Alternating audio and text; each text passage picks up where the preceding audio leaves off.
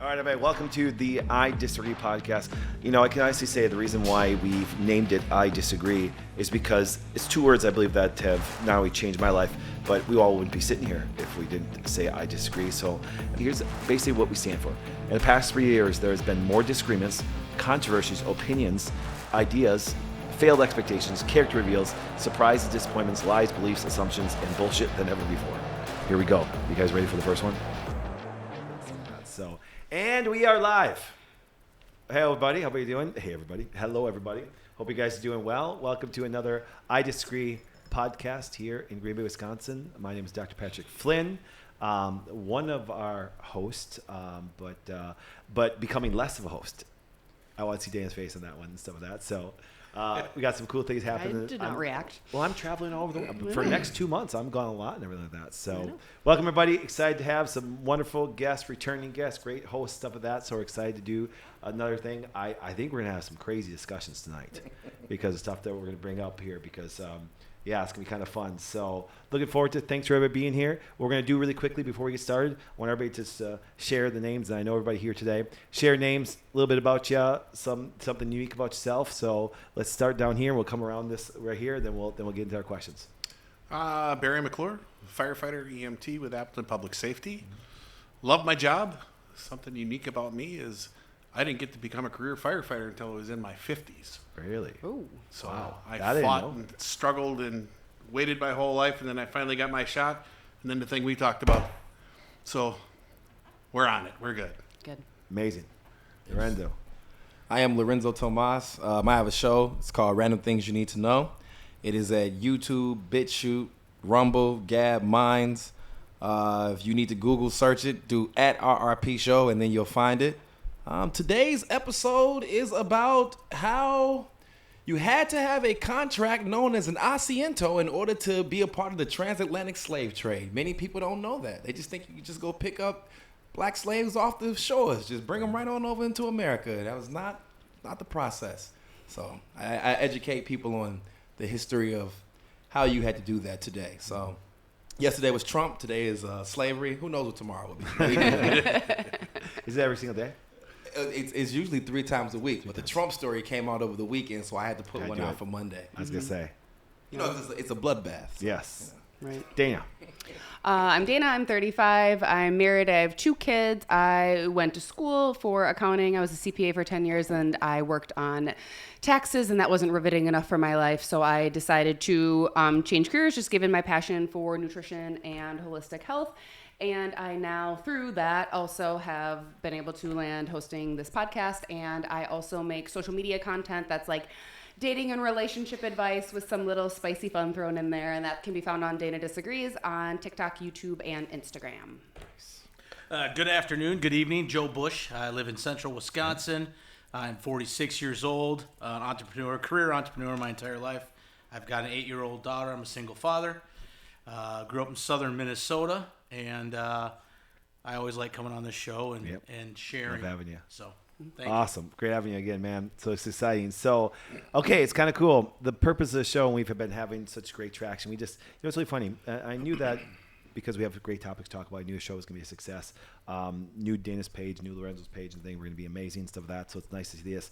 But, all this stuff started because here we go. Here's the thing. The past 3 years, there's been more disagreements, controversies, opinions, ideas, failed expectations, character reveals, surprises, disappointments, lies, beliefs, assumptions, and Bullshit. than ever before. You see, the purpose of our podcast is just what I did my whole career, a different perspective on topics of health, men and women, politics, and religion. And like I said, I tell people I love having disagreements. And what we're going to do for this, we're going to go around and make our statements today.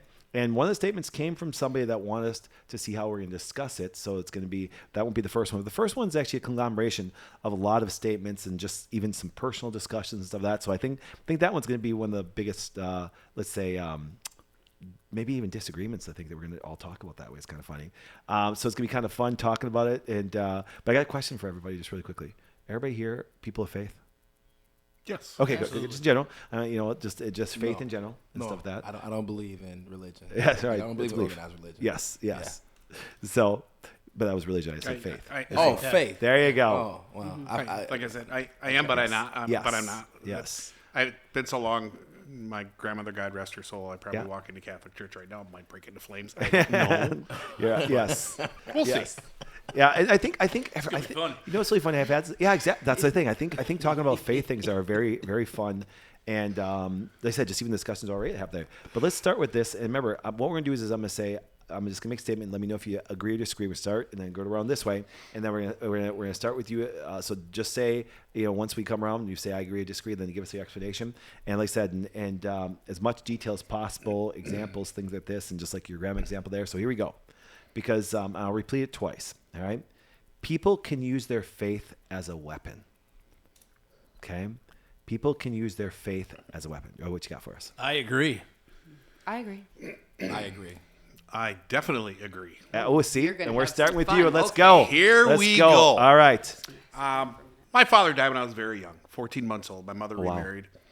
And if you looked up Catholic in the dictionary, her picture's right there. Okay.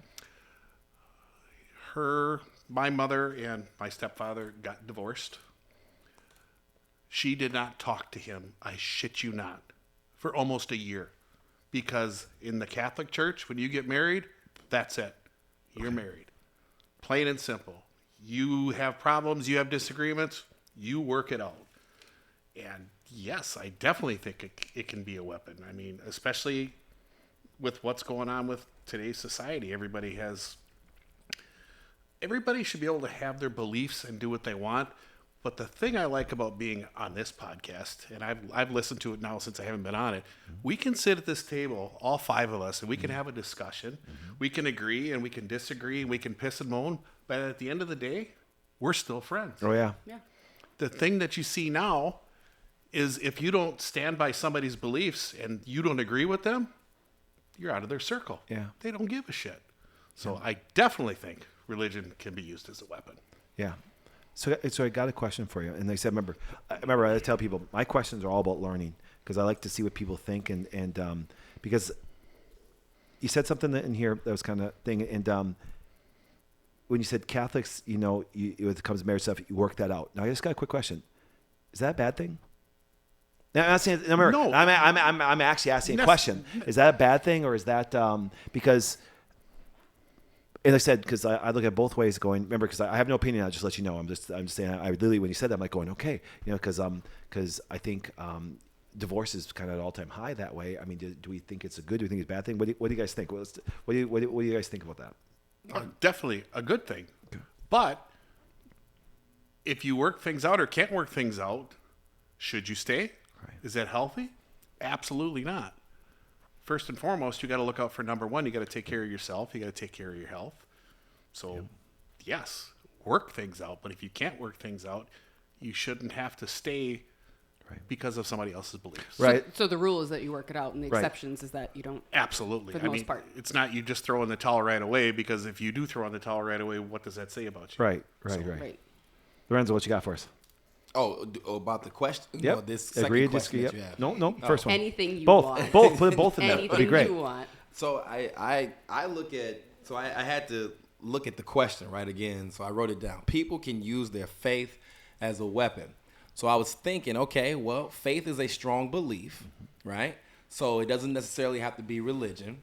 So it could be any strong belief. And so as of today, there are tons of people who believe that, if you don't support Israel, you hate Jews, right? So that's a strong belief, though, because just because you don't support Israel doesn't mean you have any. You may not care anything about Jewish people. You just don't like what that state is doing to another nation. Mm-hmm. You may not even care about Zionism or any of the other parts of it. You just may see something that you don't like, and maybe you could be uneducated, or maybe you are truly the most educated. But it doesn't make a difference because we don't live in Israel, so that's our opinion of what's going on. So how could someone here have an issue with you because of what they feel? You don't know, you're not over there, you don't know what's going on. Or another one would be how we feel about, the alphabet community or LGBTQ, right? They have a strong faith in what they believe that they are fighting for. Yep. And so they don't have a problem with going out and utilizing that faith to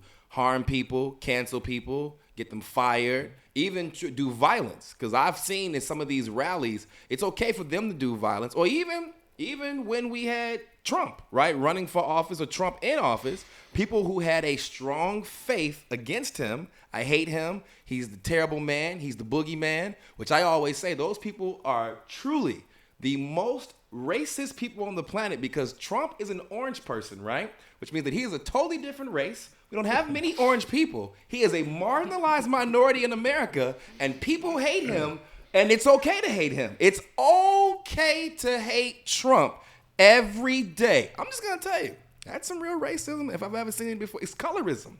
He's orange. How dare they hate an orange person? That's like hating a green person. That's like hating a purple person. How dare you do that? It's only a few of them. Anyway, I've only known him, the Syracuse orange man, and a little Mexican girl I dated when I was 19. They're the only orange people I've ever seen in my life. So we got some disrespect. But there are people who have a strong faith and they hate him. So they don't mind seeing what the government is doing to him, allowing the precedents to be set against him, thinking that it won't happen to them. It's not going to happen to me. We all hate him. And these are faiths that they have. They believe in these causes that they are fighting for or fighting against him. So yes, I do think that people's faith can be used as a weapon with just those examples I just gave. Yeah. Dana. This is probably the statement I have struggled with the most because I've just been sitting on it for like days. Because typically I kind of know like what I'm going to say like right away when we're like thinking about all this stuff. But I really like struggled with it. And so then I had to like break it down and I had to go look at what's a weapon and like what's the definition of that word. Because vocabulary is so important. What are we talking about and like what do we all mean? And because I wasn't going to memorize anything. Good, because I was going to just look it up. So a weapon, at least one of the definitions that came up, it's a means of defending yourself in a conflict. A means of defending yourself in a conflict. So like, yeah, obviously faith can be used as a weapon then. That's a reasonable thing that somebody would use to defend their position when they are arguing with someone. Obviously, like that makes sense. It's just that weapon has a negative connotation to it, so I wanted to be careful about how I was talking about this and everything. Mm-hmm. And so, I mean, faith itself is a good thing, so I just always hate to see it used to turn people off. Like that's kind of how I look at this. And the church hasn't always done the best job of having happy medium or meeting people where they're at. Now that is a good and bad thing. It's a good thing because, well, they shouldn't, because they should stand for something and be very strong in that and not give in to like the liberal ideologies that are going on out there. They can't cater to those. But at the same time, there's so often that people in the church or the idea of the church itself is so righteous to other people that they're turned off and won't listen when they otherwise maybe would have been open-minded. And I think lots of times non-Christians can walk away from conversations feeling like they just had a Bible thrown at their head. And so those aren't good things. So there's a lot to be like worked out in that. And I mean, my background is like, I grew up in a really, really small church of like 100 people, right? And these are some of the purest people, like really, that you have ever met. And not these like really annoying righteous people, like really just genuinely nice, supporting community people, which I'm very grateful that that's what I grew up thinking was normal, because it really wasn't until I got more into an adult world and until I did more of like even this stuff that I even realized more of like what a business a church can be and some of like those things that go on behind the scenes, because I didn't really grow up with that. So my conditioning says that the church is full of pure people, and then I had to figure out on my own that that's maybe not always the case. But anyway, I'm thankful for that's how I grew up now, because that's a pretty good conditioning to have, and I'm thankful for that now because my dad recently died, and so now there's all those people who really truly are stepping in and not just praying for my mom, like bringing over the meals, coming over just for hugs, making sure everything's okay, bringing over meals because they knew that extra family were going to be there, volunteering to do all these things for the funeral, like checking in on all of these things, like actually rallying together and helping our family get through the whole entire thing. And I don't know, that's just kind of a little ramble there. But yes, faith can be used as a weapon. I don't always like necessarily when it is, because I don't like, the church and stuff being given a bad name, but sometimes it also deserves it if that's what you're doing. So where do you think, is listening to First Street talk about this, where do you think that median goes from being a supportive thing to a weapon?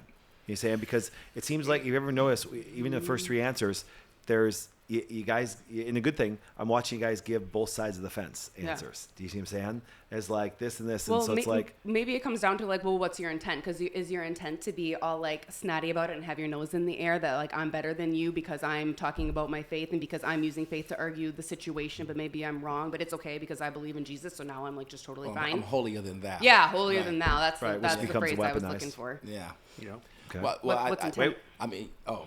I No, thought- that was- that- I I- thought, no. I thought we were answering your Yeah, question. good, yeah. she was still talking, so I was like, No, it's like, no, just the holier than I thou. didn't want you guys to get in a fight right away so easy. Well, she hasn't said anything about women driving. I've been married 3 times. You cut a woman off, it can be dangerous. Just wanted to let you know. You tried to cut me off last. I yelled. Yep. I know. That's what he said last time. Like, you don't need a fight today. Good. Well, I mean, so I was thinking like, okay, so when does it cross the line, right? And Yep. then, so Dana gave this example of a weapon is anything that's used to defend themselves. So let's think about, let's take Iraq War, right? So the American people were told that we were defending ourselves against the enemy that came to hurt us on 9/11. Yet we didn't go particularly after those enemies. We went after other enemies. Yet we were defending ourselves against all of these enemies, right? Because they're all connected according to what the Them. government told us. They're all connected, right? So when we went looking for weapons of mass destruction, because we were defending ourselves because of our faith, what we believe about this war, what we believe about what we're doing, that we have faith that the government is going and doing the right thing, right? They're Right. going and defending the American people's honor. They're going and defending democracy. And then at the same time, we're fighting people who had nothing to do with anything. We're actually weaponizing our faith to attack them. And so then they in turn weaponize their faith, which is that America sucks. America's a terrible place. It's full of tyrants. It's full of these evil people. And they're trying to kill us. Yep. So then they weaponize their faith. So I believe that in that instance, it has gone too far. Another example would be Waco, right? So the people were told, oh, we have to defend these children that are in there. There's children in there. We got to defend these children. At the same time, the people are watching this on TV. A house is being crushed. Those so-called children are still in there. So nobody even put 2 and 2 together. Their faith also makes you blind, right? Because you have this blind faith, you will believe in things that are not true. And then I believe that is when it becomes too much, is when the blind faith, which it becomes then weaponized, or it becomes a weapon then because you are blind to the faith and you don't even know what you believe in, actually. It turns from faith to power, Yeah. Yep. Yeah. which is the wrong route to go. Yeah. He's ready. So follow that right there. That's a lot.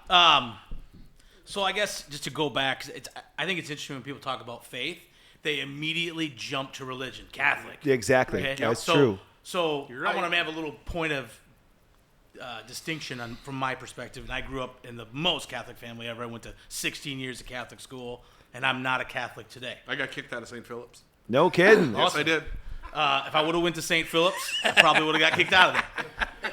But so to me, so you have to look at what is faith, and I Yep. think we kind of touched on that, and what is a weapon, right? Yep. And then I have to look to, because I don't consider myself a Baptist or a Pentecostal or a religious nonsense label. I believe in Jesus Christ. Jesus is my Lord and Savior. So that being said, he's my model. And he didn't like religious people either. Imagine that. So from the perspective of can you use faith as a weapon, I think you are called to it sometimes.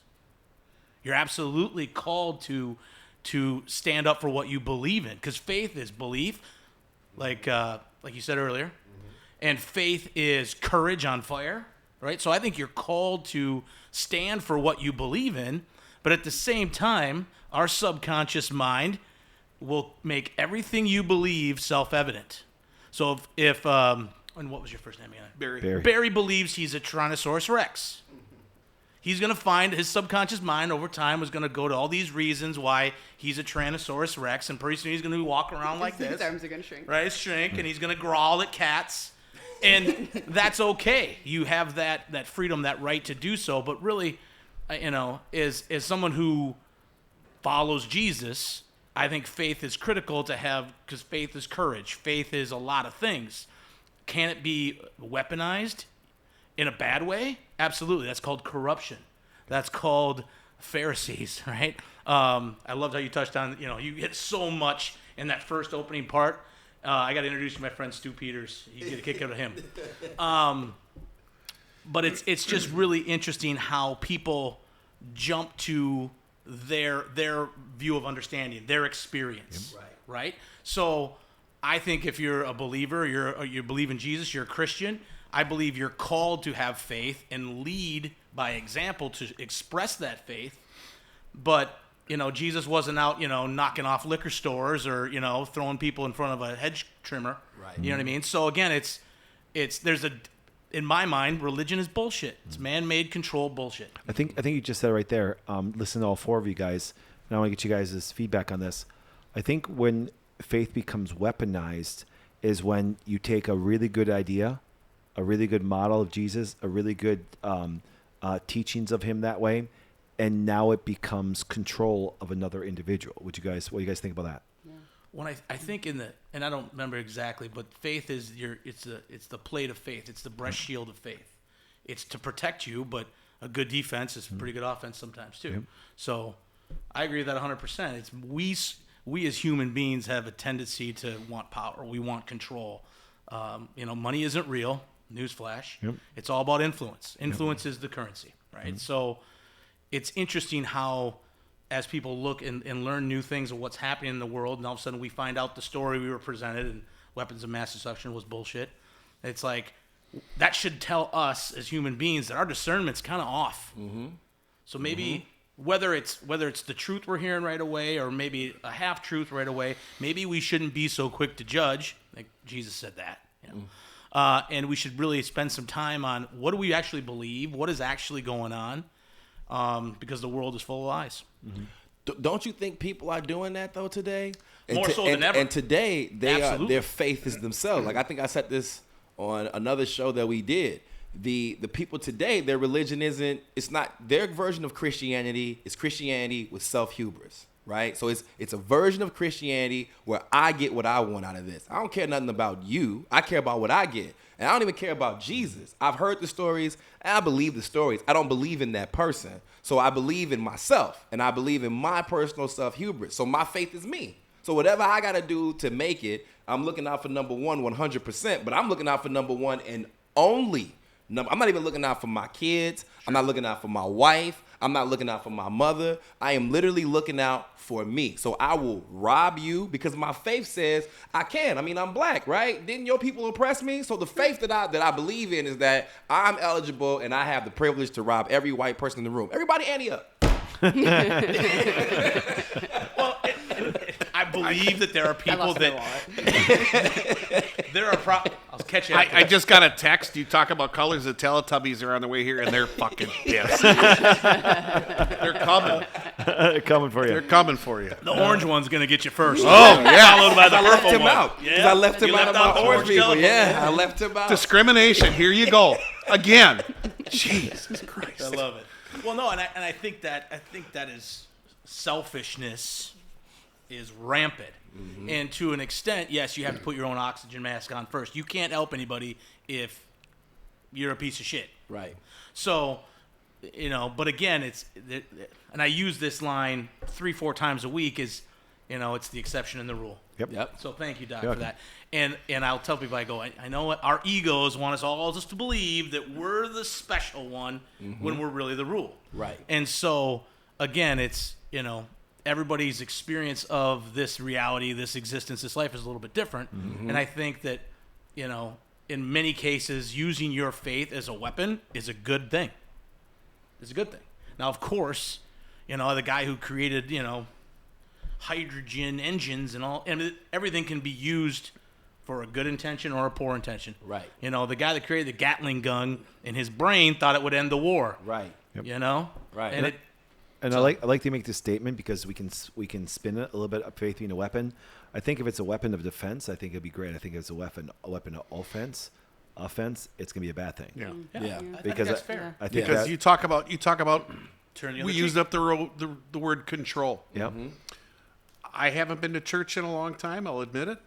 But when I was a kid, every weekend, every Saturday or Sunday, you're in church. Yep. what was your status back in the 60s and 70s in church? Your status was how much you gave to the church. Yeah. And people knew for some reason, oh, that family doesn't give to the church, but they give tons. Yeah. And your status was how good you were to the church. Mm-hmm. You remember that? I mean, you remember that. Yeah. You got a quarter to put in the collection plate, so you felt like you were part of the whatever. Yep. And I don't know if that's changed now, but you talk about it, that was control. The Catholic Church wanted to control people. Yep. And me being Catholic, with things that have occurred over the recent years, it's an embarrassment. Yep. It really is. Yep. It's actually, I think they have dropped off. Obviously, they used to be the dominant religion. They've dropped off so dramatically now. It's quite crazy and stuff. But they're kind of like Harvard Medical School. They have a $40 billion stipend that they live on. They don't have to charge tuition the rest of their life. I think the Catholics have done well over hundreds of years. Oh, And stuff. And that's why the Vatican painted in gold and all things like that. So yeah, I know it's and that's what they had. See, what I always try to balance this is because if you look at just faith in general, I think a lot of people have been turned off by the church because of that. You're saying, because I think it's gone a little bit. And just my observation, I'd love to hear you guys' correction on this if you see it differently.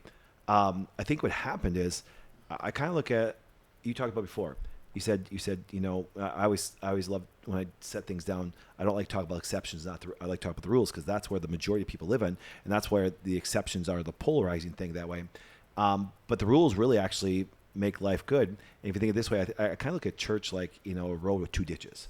You know what I'm saying? It's like you could have the over-graced people where it's like you can't really, you don't know what they even stand for churches now anymore. Watered down, milk toast. And then you have the fire and brimstone so badly on the other side that you feel that if you walked in with that shirt, you're going to hell. Yeah. You know what I'm saying? Too many guns. Yep. Yeah, no, but I mean, because Too many jokes.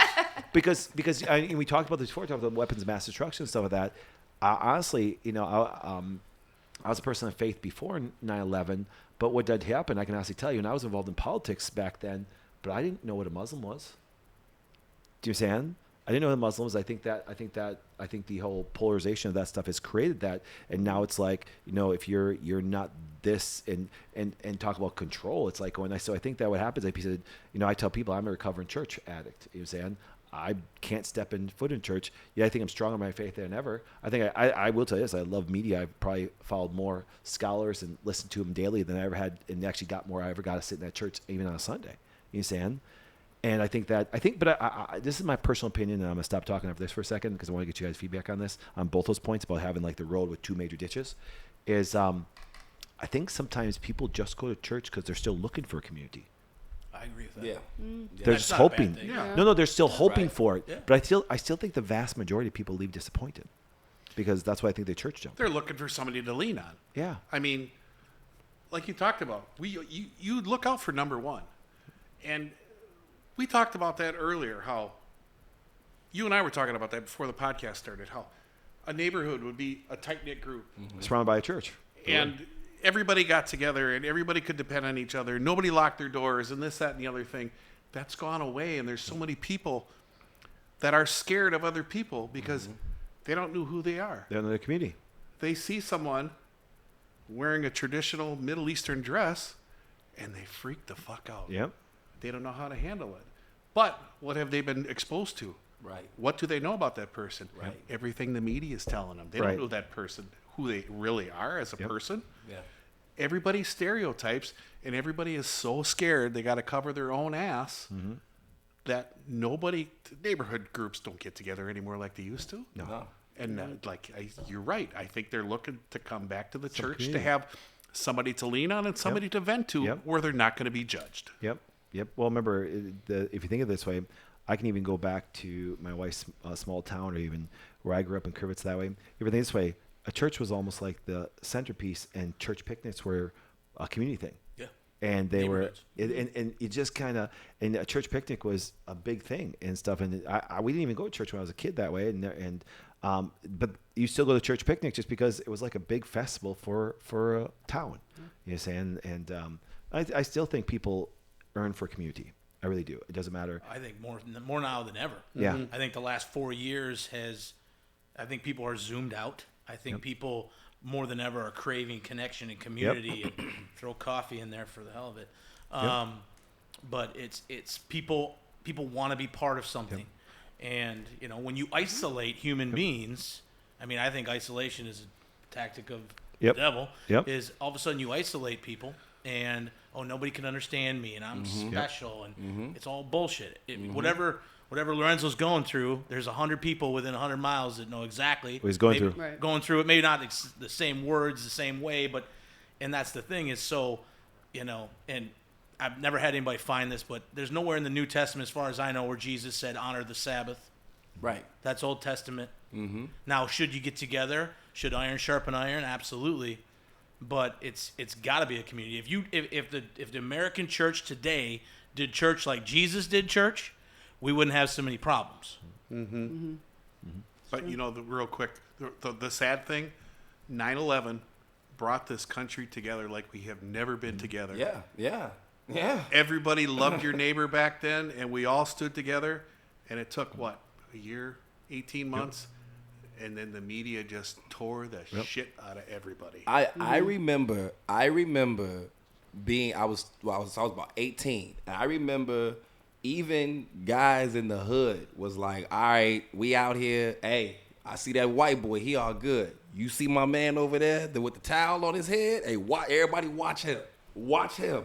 The white boy is okay. White boy, we watch that guy over there. You watch him too. Like, it was like no racial tension. If it was some racial issues, that was because somebody may have said the wrong thing, went the wrong way. But as soon as they saw like a Pakistani, as soon as they saw him, go right to the liquor store. Hey, y'all hear him talking? Y'all hear him talking in here? All right, everybody watch him.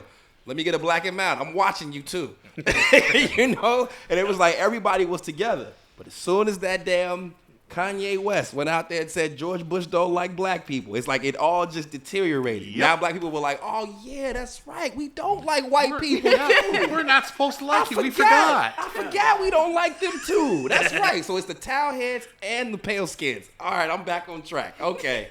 Got it. Okay, I had forgot for a moment. I had started loving white people for a moment. Wait, no. You forgot this way, but you still like the white women. Well, There you go. So that was Lorenzo is suddenly speechless. that's right. not Exactly. gonna I got him on that one. father. I Well, got yeah, him. but I'll tell you this. They'll even like the Pakistani one. Look now. Like I always say this. I even said this recently in an episode that I have to do. I have to edit this about Haitians. I said this about the Iraq and Hamas war. I said this. I said, look, I don't really give a damn or a shit or three fucks about the Israel-Hamas war. What I do care about is all those beautiful Israeli women who are at risk. Get them over here right now so that they can seek asylum. That's right. We'll send a couple. How many do you want at your house? Yeah, preferably in Wisconsin. You need 6. However many they need to, so that they can get the asylum that they need. And That's there's right. a bunch of big Katies and women who look like they should be on the Packers and the Bears playing right now who are doing nothing. There's a bunch of LaQuishas and LaQuandas who are doing nothing. Send their asses to Israel. Send them to the Ukraine. Send them to Haiti. Let them do our peace diplomacy. Bring all the beautiful Haitians here, because Lord knows there's tons of beautiful Haitian women that are just suffering in Haiti right now. Like the old SNL, the old SNL skit. Lorenzo, you ignorant slut. I do remember that. I love it. Oh, that's awesome. Dane, you're a little quiet today with those guys going around. That's okay. I'm here every week, so I always get to say whatever I want to say. But the only other thing I was going to add in from, I think it was you were talking before about people in community and stuff like that. But also, like, why do people go to church and why are they looking for that? I agree with the community piece, but then I also think, I'm like, well, but it's their conditioning. That's our conditioning from child, because we went to church when we were kids, and then we grew into teenagers and we didn't like it because teenagers just don't like stuff. Right.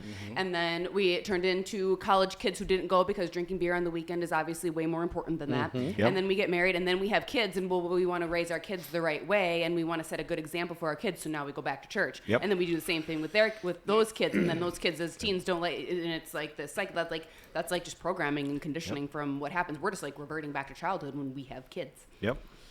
Well said. Yes, indeed. Very well said. Yep. And I think the American church is this is going to make a lot of people happy. I think the American church is so feminine, it's almost unbearable. It's one of the reasons why. It's one of the reasons why I had to stop going to church. Yeah. Because what happens this is because I think culture became so feminine in their language that the church, instead of actually standing up and defending themselves, having the weapon to defend themselves, Songs, yes, all it's that. exactly. No, They nonsense. said no, we're just going to change the culture because there's a documentary coming out that I'm excited to watch. Starts in June. It's called the Business of Religion, and stuff like that. And I think just like they became, instead of staying for what they believed in and defending their position of faith and stuff, they've actually said, oh, listen, well, culture's shifting this way, so we got to speak to women, and that's why you see women dominant in churches. Is why you see those things. But then by nature, culture will always go where men go. And if men go away from church, then guess what happens? So will the women eventually. I was reading a study on that, and I'm really good with numbers, typically remembering things, and it's somewhere between, if your father was a practicing Yep. whatever, there's about a 92% chance you will be. Yep. If your mother was, Yep. it's like 30%. So it drops 38%, dramatically. 38, 39. It's a Right. dramatic whatever the father did in the home. Usually the family chooses as a culture and Correct. things like that Yep. way. So that stats is Makes sense. very true and stuff, and understandable there. What they've taken the men out of the house, so now all the influence is the women. Yep. And I've never seen so many women today who are so atheists, right? Like I'm a person who's not big on faith, but I always tell people I'm not big on faith because I'm big on history. So history makes me have an issue with faith. I have an issue with religion because if I can pinpoint when the religion started, and I can tell you the person who started, why he started, like if I can go way back, I mean, if you really want to have this conversation, like I was telling you, you want to have this conversation with me about the history of religion, we can do it, but that's why I don't believe. But when I start getting people who are like, when I hear women say, yeah, I don't believe either because it's stupid. And I'm thinking, well, so it's not that I don't, that's not why I don't believe. I don't think it's stupid. I do think that Christianity has good tenets. It teaches a good community idea. Hell, if I had children, I would take their asses to a Christian or a Catholic summer camp. I'd put them in a Christian or a Catholic school Yep. because I know what they're gonna get there. I went to Catholic school. My mother's Muslim. My father's Baptist. They ain't put me in no damn Muslim school. They said you going to Catholic school because they knew what was best. So I would do that because I know it's best for the kids. I know it's gonna give them some structure and ground them. And I'm okay if that structure when their kids is Jesus. I'm all right with that. You follow Jesus. We'll come and do mass. Don't worry about it. We'll do Stations of the Cross, all that. We'll see it. Mm-hmm. But what I find interesting is all these women say this, and it makes me think. So then, where is the future? You all are all having all these kids. So where's the future of society going when all the women are raising their kids? What are you raising them to believe in? Is it money? Nothing. Is it veneration? Is it Right. once again? Is it personal self-hubris? Is that what you're teaching your kids to learn? Is that no matter what happens, you're the most important thing. Don't worry about hurting others. Don't worry about how you treat other people. Treat yourself the best. And even if you don't treat yourself the best, at least make everyone else think that you are doing the best at everything. Though you have nothing. You have nothing. It is so many, as a single man, I meet so many women who appear to have it all together. And then you actually start talking to them, you figure out, this motherfucker is living on not a fixed income. Your income needs to get fixed so you can be on a fixed income. You broke. Like you are really broke. It's marketing, baby. Man, and then this person has no car. They have nothing. All they have are burdens. And I'm Right. like, man, you should probably go to church. Oh, I'm not going there. That's stupid. That's stupid. But this lifestyle that you're living, and you haven't practiced, you haven't even gone to church. Well, you don't believe. You don't know what the fuck I believe. I bet you this. If my life started getting hard and someone told me, maybe you should come to church with me, I'm going to give it a shot.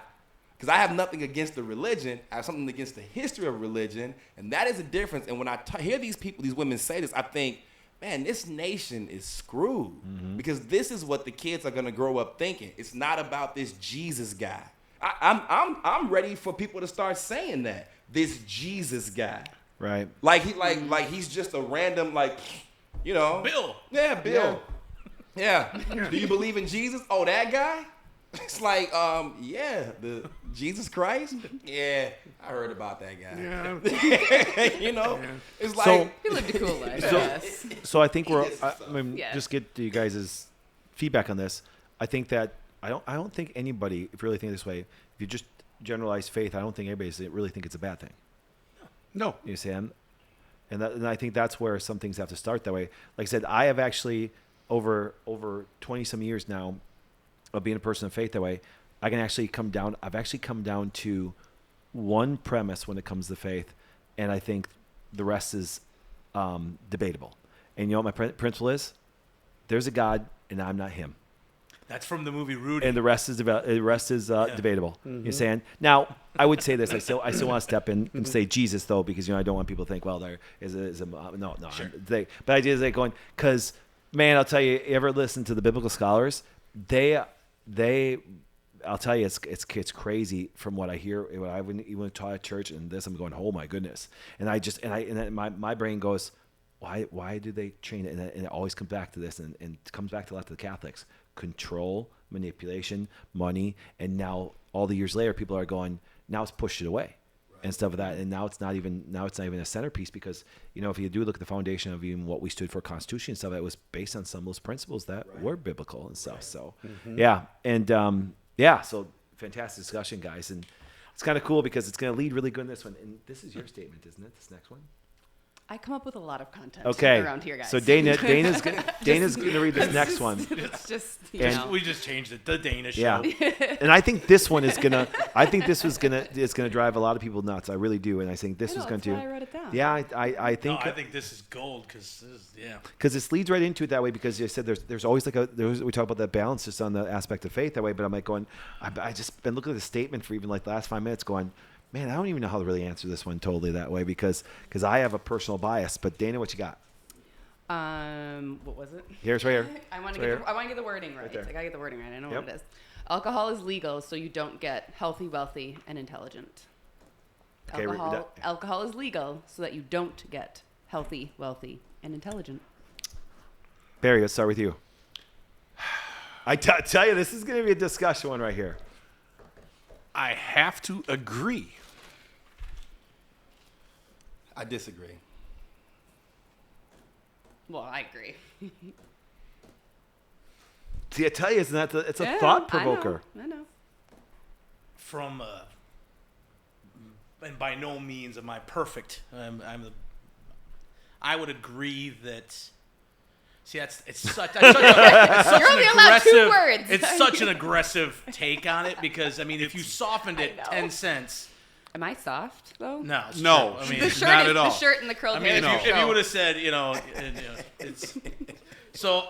Yes, I agree with that statement. It is legal to keep you stupid, fat, and slow, and a slave. Really. Let's do this. So you go first. Go on that then. So, and I've got a lot of. I worked in the liquor business. I graduated from college, Oh. and I I didn't know that. worked for the biggest liquor companies in the Oh, world. I didn't know that. That's okay. And the wine companies in the world, and I was in that business for about 12 years, and I had a blast from when I was 22 to 32, 34. Absolutely had a fun time. Yeah.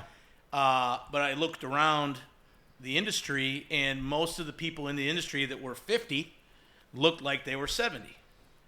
And I've substantially cut back my drinking in the last 5 years. Okay. But by no means am I perfect. But I kind of have a philosophy now that unless I'm celebrating something that's worth celebrating, alcohol doesn't have a purpose in my life. Do I poo-poo anybody or judge anybody that drinks? No. Right. Could it be said that in the past I probably way overconsumed? Absolutely. Absolutely is a 4-syllable yes. You can use that on your show. And Barry, have you know after? You know what I mean? So, yeah, I think, you can make the argument for caffeine too. I mean, caffeine's a slave drug. Alcohol's a slave drug. If anything that takes you off where you're supposed to be, maybe is something to look at. So, Barry. There's so much advertising focused towards alcohol, towards this, towards that. I mean, and it's a line from one of my favorite movies.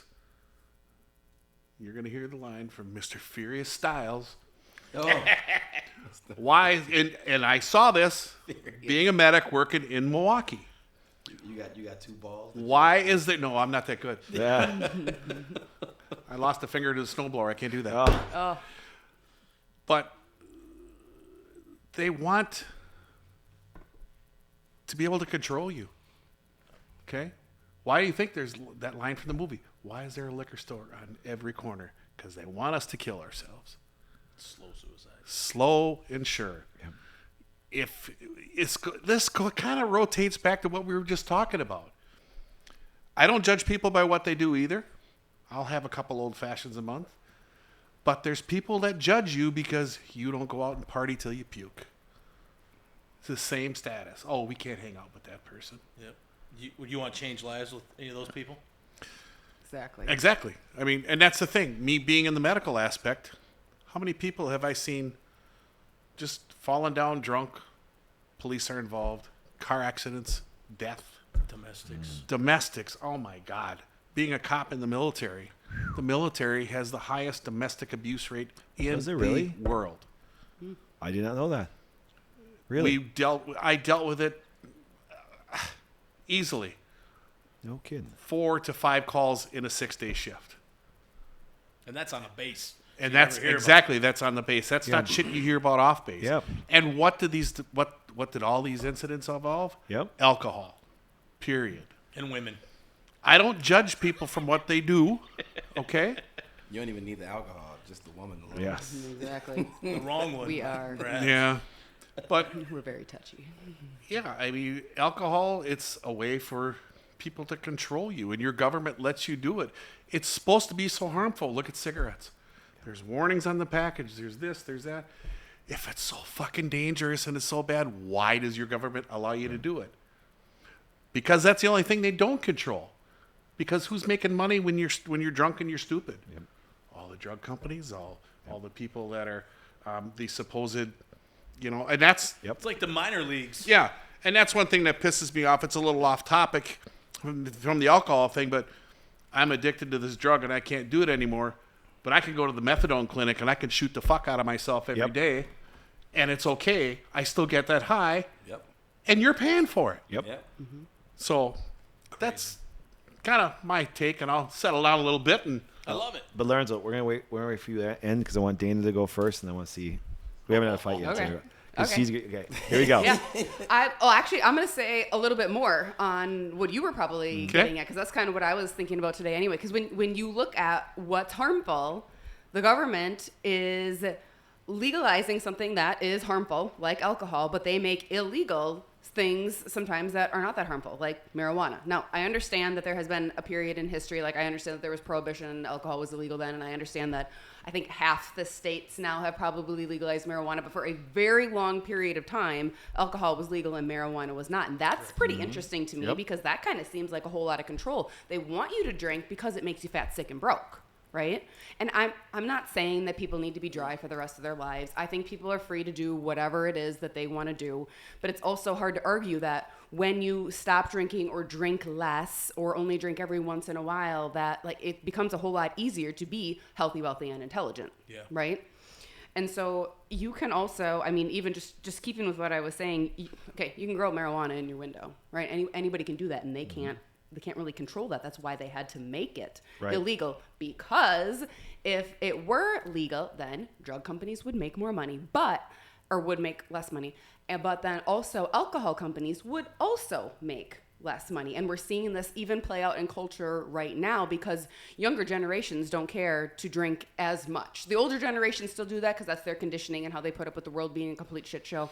But the younger generations, they're not drinking as much anymore. So we're seeing this start to play out, especially with the legalization and everything. And when you really step back and you look at alcohol, you guys kind of said this too. I mean, there's not really upsides to it. It's not making you mentally fit. It's not making you physically fit. And it makes you feel like shit the next day. So you're definitely not going to be working toward or making any of your goals. And if you can't reach your goals, you can't be healthy, wealthy, and intelligent. And that comes down to control, right? And if you can't be those things, it's very, very easy to control you. I'm also going to bring a little piece of the masculine and feminine into it because that's what I love talking about, and that's what I talk about pretty much every time. And I found a way to No, get I it know into. where you're going. Do you? I do know exactly where you're going. It took it. Alcohol is feminine energy. Exactly. So when a guy goes out, I'm sorry to interrupt. Go. Okay. Well, I was just gonna say, I'm like, okay, well, women do drink, right? I'm not like discounting that or whatever, but men tend to drink more and they tend to drink more often. And if you think about, I was gonna talk about beer commercials in general because whatever, but alcohol in general. When you think about those commercials and who's all that being marketed toward, it's largely toward men, but that's not like just because they drink more. It's because alcohol is feminine. And what do men like? Men like feminine things. And even if you look at commercials or like you think about the guys cracking beers open at the end of the day, they just did something super masculine. And what are they rewarding themselves with? Something feminine. Yes. Yep. So that's like just super interesting and something that we need to like understand too. But at the end of the day, alcohol still isn't good for you. So if you can get the men to drink it, it can make the men fat, sick, and broke, which makes them weaker, which then makes society easier to control in general. I running the got a house. good question. I just got a good question for you because I'm no joke. I've never heard you make this statement because I got to go back as a doc and talk about something this way. Are you saying that alcohol is feminine because it is something that brings them an emotional peace and things like that? Because serenity, yeah, because it's like it's because like nature. Anything that's like because enlivening. here's why. and- The reason I bring this up is because both men and women, do you understand they get an increased testosterone when they actually drink?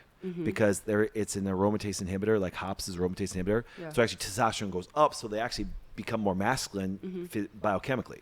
So that's why I didn't know, like I said, I never heard you guys ever talk about it being feminine energy, just maybe because it's pleasurable and things like that. That way. Yeah, So it's just like it's an enlivening, radiant kind of okay, thing. got It's it. just the energy. Got of her. Say, because I'm like going, wait, both men and women get a little bit more testosterone drive, and that's why. It's soft. It never tells you no. So I should have Budweiser instead of cheeseburgers, and this will give me more testosterone as I get older. Get a bag of ice. It's Yeah, that too. that's right. Ice your balls. That You went do that too. viral. I know. That went viral like Before crazy. I was on the first show, I saw that. I'm like, I gotta beat this guy. Yes. It is your turn. Oh, it's okay. So I gotta step out for a quick second. I actually got a phone Oh, call. okay. do we stop? Or, oh, No. So the only We're still live. reason that I disagreed is because I was gonna say that I don't think that the alcohol makes you healthy, wealthy, and not intelligent. I think that these people it's more of control and more people who are already unhealthy, not wealthy, and unintelligent, or who want to lose their wealth, or who are not smart because they're not thinking. They begin to drink heavily. I mean, those who Yeah, those who do self-sabotage. things in moderation. It doesn't matter what it is. Food makes you unhealthy, unwealthy, and unintelligent. Yep. We have chemicals in our food now, right? All the soy in the food.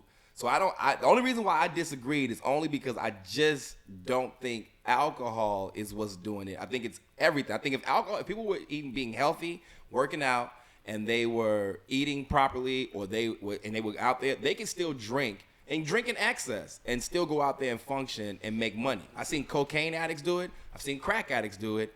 I've seen crystal meth addicts do it until they can't function anymore because that drug and heroin are going to eventually make you not function. Right. But Wouldn't that just be more kind of an exception though? 'Cause, What? I mean, that they can like function and go out and still perform really well. You can. I guess. but I guess. How, what's but see, best? it's other factors to a lot of these people too, right? So I don't think it's the exception only because nobody is just doing one drug. Like you learn this in drug counseling. Right. Nobody's doing one drug. It's also if it's alcohol, it's also caffeine. It's not just caffeine and alcohol. It's also nicotine. Yeah. It's also caffeine, alcohol, nicotine, and marijuana. Then it's caffeine, Mm-hmm. alcohol, nicotine, marijuana, and then maybe shopping. Then it's caffeine, nicotine, alcohol, marijuana, shopping. Maybe over- shopping? overeating. Pornhub. You know, Pornhub. Now it's the point. So Yeah. it's all these things that are actually making. And I don't think alcohol has anything to do with those other things. They also will contribute to you being unhealthy, unwealthy, and unintelligent simply because vices are important to people. And when Yeah. we start saying that you can't do something, They want to do it more. we want to do it It's more. a great takeaway. And so Yes. I think that's the real thing, because alcohol would be fine if people had just said, yeah, have a drink, right? Like for instance, coming here from Chicago to Wisconsin, I mean, they let their kids go to bars at like 16. So you don't have a lot of 16-year-olds like getting sloppy drunk. I mean, they'll throw parties and people will get sloppy drunk, but they're not getting like sloppy drunk, like messed up to that point. Man, when I was 16 in Illinois, you can't drink until you're 21. We was getting messed up off Mad Dog 2020 because we could get our hands on. A lot of these kids out here, they understand, okay, well, I mean, I can have a drink, but I don't want to get drunk. Or maybe they've already been drunk, or they've seen their parents, and they're like, I'm good off that. I'm not interested in that. That's not the same situation if you have a culture where we're telling you it's taboo. You shouldn't do it. But then I'm getting drunk, or I'm doing cocaine, right? So then you are going to abuse it. You're going to abuse it probably more. The same way how we spent a whole generation telling people don't have a whole bunch of sex. Then you got to the 80s and 90s. Now everybody's having sex, and porn is everywhere, readily accessible. To the inverse now, well, I guess it would be the perverse now, where now we're just having sex with the same sex. Like we've gone to that that extreme. Yep. So I'm curious to know if alcoholism gets worse, where will it go, right? What will happen next? Like that's just my thing. But I only disagree only because I just don't think. You still think it's the main thing? I think it can contribute. I think it's all those other factors as well. That what we do in our personal lives, the eating disorders that we all have, the lifestyle disorders that we all have, the lack of knowing how to spend our money properly, right? Self-love. Self-love. Yep. Discipline. What did I say? I have it here. So basically, promiscuity, big pharma, right? So people are on drugs, so they can't even make the proper decisions. And if we're drugging children up at the age of like 3, like we're instantly saying, "Oh, you got ADHD. Let's put you on something. Let's put you on Adderall, Ritalin, something, right?" Don't get me going on Well, meds. then I should expect for you to be an addict. And so when I was an addictions counselor, what you start to realize when you start counseling people with addictions, you start realizing that, man, these addictions started when you were young. Like, I don't know how all of y'all started, well, not y'all in this room, but these people, man, you was drinking moonshine at 8? Well, we was sneaking it. Yeah, so something's wrong here with you have a problem with how you view alcohol. Because something's wrong here. Because my father had a bar. Man, I would go down there and take a sip of Tanqueray and be like, all right, man, that tastes like Bushes. I'm good off that, Seriously. right? And I didn't want it, but my father wasn't like, hey, don't drink none of this. This is off limits. If I catch you, it was like, yeah, this is liquor. It's here. You're a kid. Don't drink it until you get old enough. My father he'd be drinking and he'd say, you want to sip this? And I'd be like, yeah, let me sip it. And he'll give me a little sip and I'd be like, ugh. He'd be like, now you know what it tastes like. And I'd be thinking, well, why are you drinking it? But in my mind, I'm like, but that shit is nasty. I don't want that. So I didn't want to drink. I don't like even now, even in college, all my friends got drunk. I was the DD. I didn't want to drink. I just was like, I'm good. I mean, I grew up with a bar, so I'm not interested in getting drunk. It's not a big thing to me. Yeah. Right. That's interesting because people who grow up like that, they go one way or the other, and there doesn't tend to be like a happy medium. Because right? I went That's the so opposite way. My mother, love her to death, but I grew up in a house that functions revolved around alcohol, cookouts, Christmas, Thanksgiving, and I saw it, and I'm like, I don't want to do that. Yeah. I mean, I in the military, I'd go to 15th and the 30th. You get paid in the military. Guys get paid on the 15th on a Friday. Happen to be our 3-day period. We're off Friday, Saturday, Sunday. Come back to work Tuesday. Oh, I'm fucking broke. Yeah. Blow all our money in 3 days on drinking. Yeah. Wow. So How did your house view alcohol? Well, it's interesting. My dad really doesn't drink. I mean, he'll drink a Grain Belt Premium, maybe one a weekend, but not a big drinker. His father was a very, very bad drunk.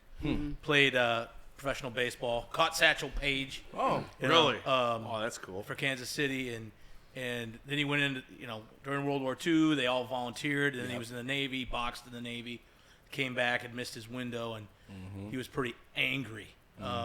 So my dad grew up, I mean, I think my dad was 14 when he drove my grandfather to treatment.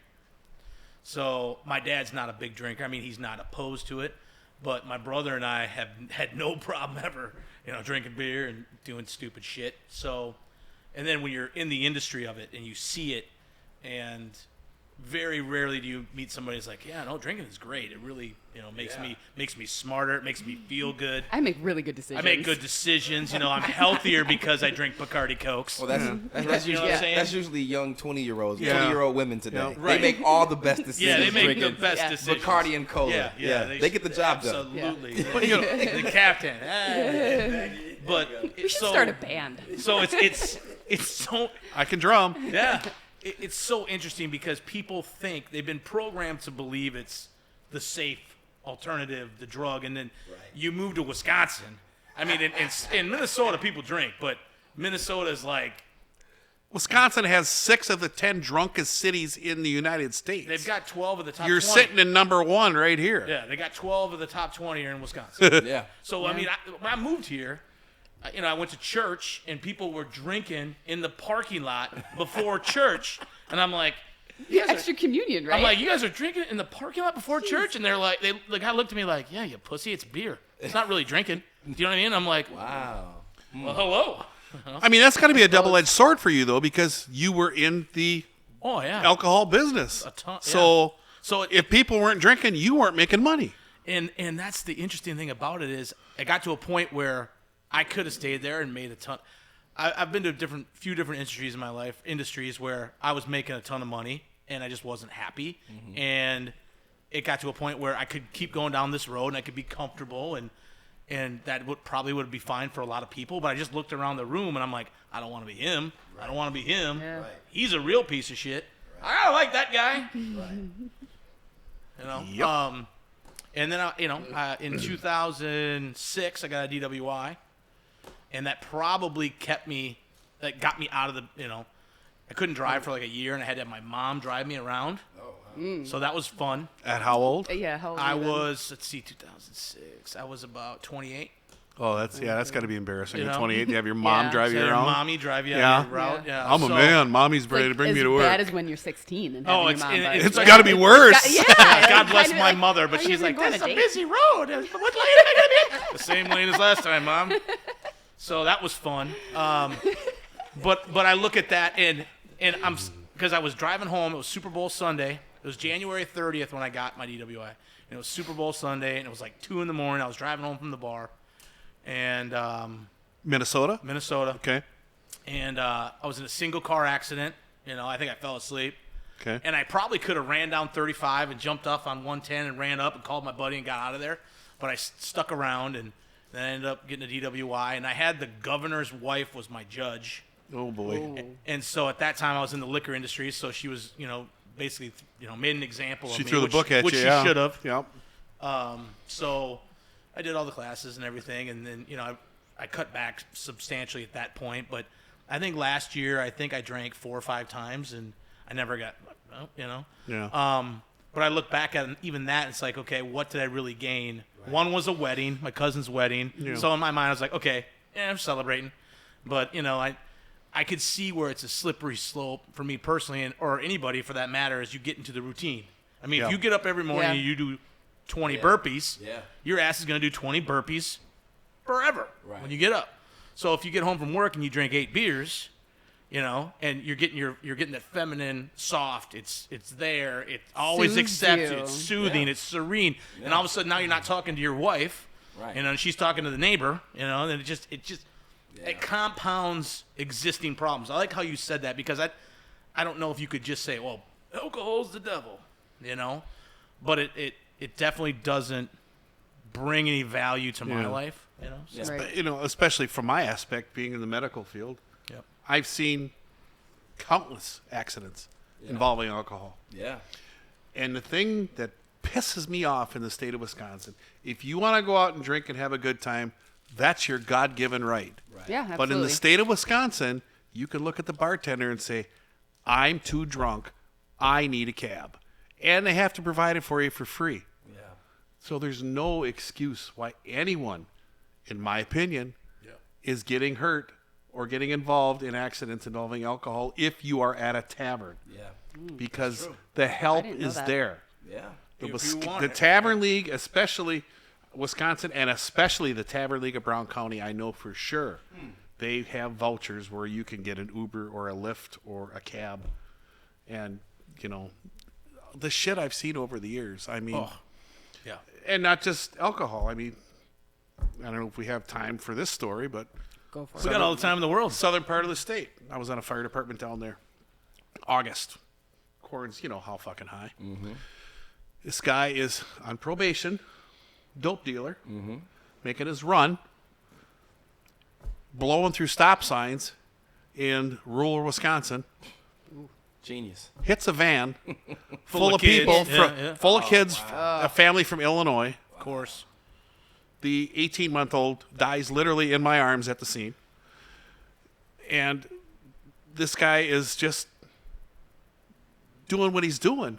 Yeah. And it just It's probably his the third rules of society and the safeguards that people can have that they don't take advantage of. Yeah. Sometimes it just pisses me off. You get on accident scenes like that, whether it involves drugs or alcohol, you don't know whether you want to fucking scream or cry. Yeah. You don't know. You can't think about it at the time. You got to do your job, but there's so much shit in this world that's preventable. Yeah. Well, I think that people would rather that someone else takes responsibility for their behavior, right?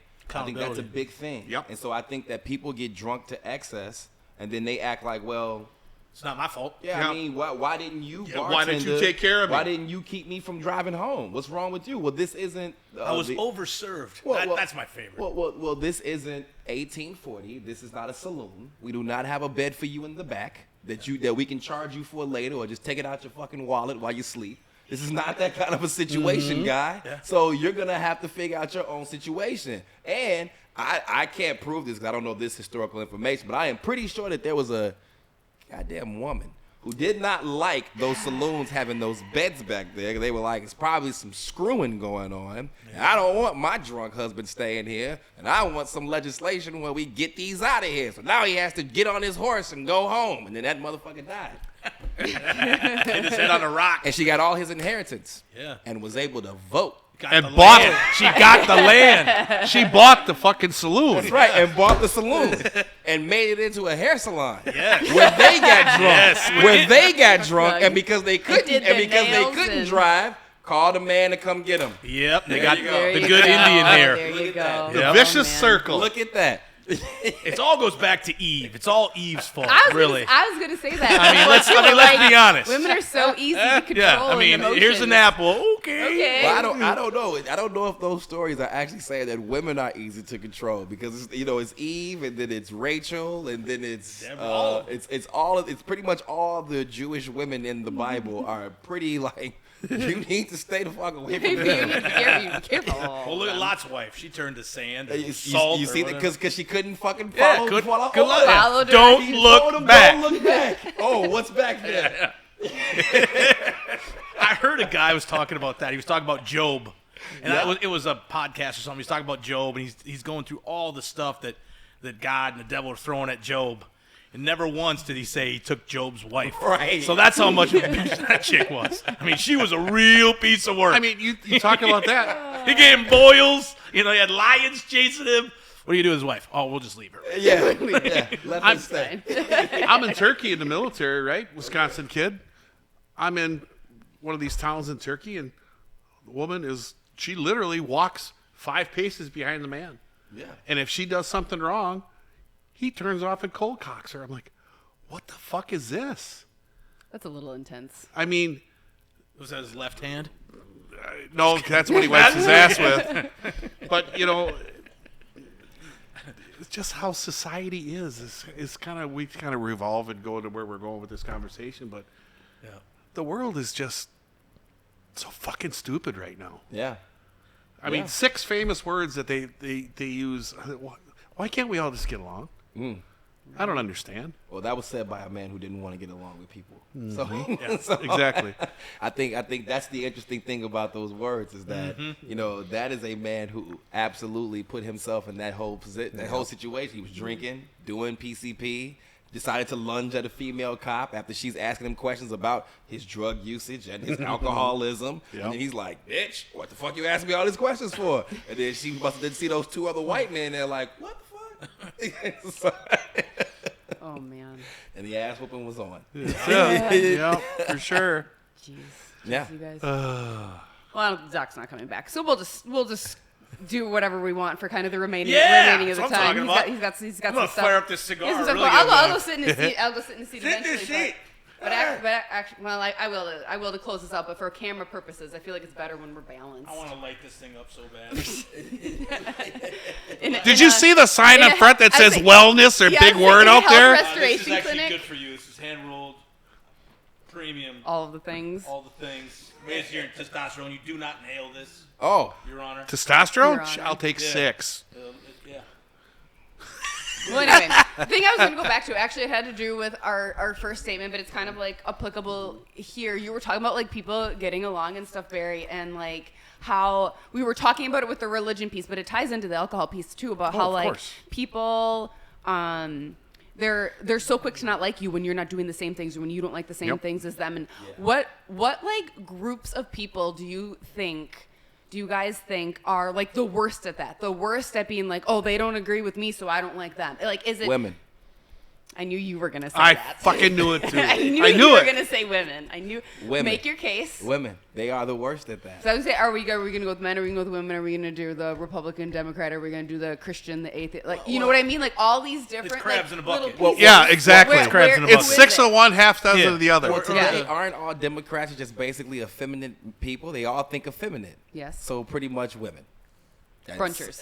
Women. Upper class white women. Women, just women in general, because today's women they're not grown, right? I look at my mother, she's a 65-year-old woman. She thinks like a 65-year-old woman. But there are other women who are almost close to her age, 50 years old. They think like children. I told you this before. They are children with breasts. It is true. And some of them don't have breasts, which means they probably shouldn't even exist because we don't know what the fuck you are. Yeah, they can't come to the Well, parade. they're physically retarded. That's the problem. God didn't bless them. I feel personally attacked.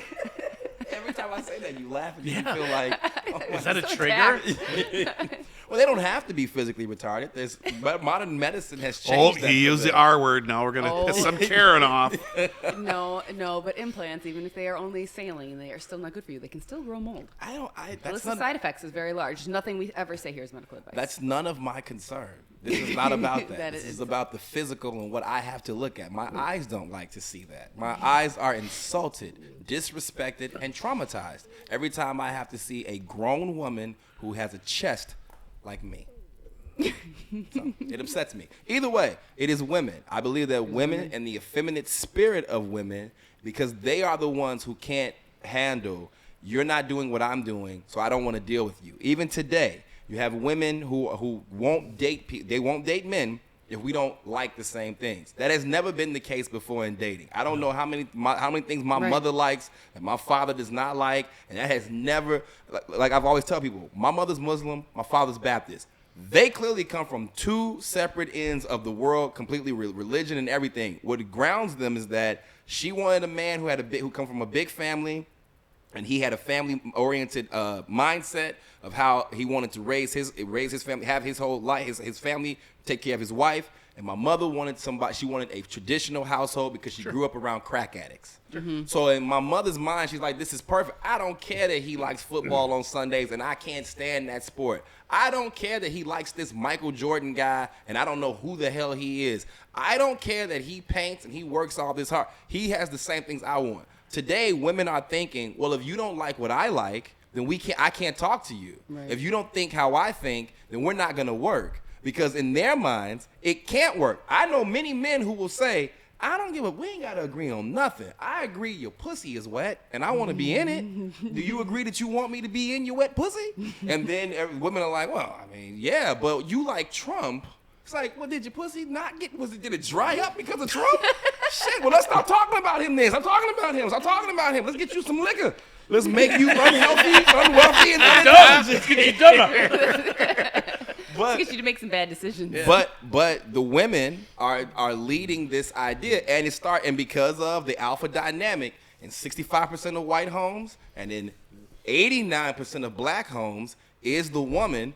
These men are now growing up with the same mindset too. So now you have young men who are saying, well, if Barry doesn't like what I like, I don't do Barry. Matter of fact, I'm gonna call him a racist because he don't like what I like. I'm black, he's white. Misogynist. He don't like what I like. He must be a racist, right? Yep. Right. Barry doesn't do what I do. Oh, Barry must be weird then. I mean, we even go to the point where I've met gay men who have met other men and said, oh, he don't like that. He must be gay. Well, you're gay. So are you saying this as an insult to him?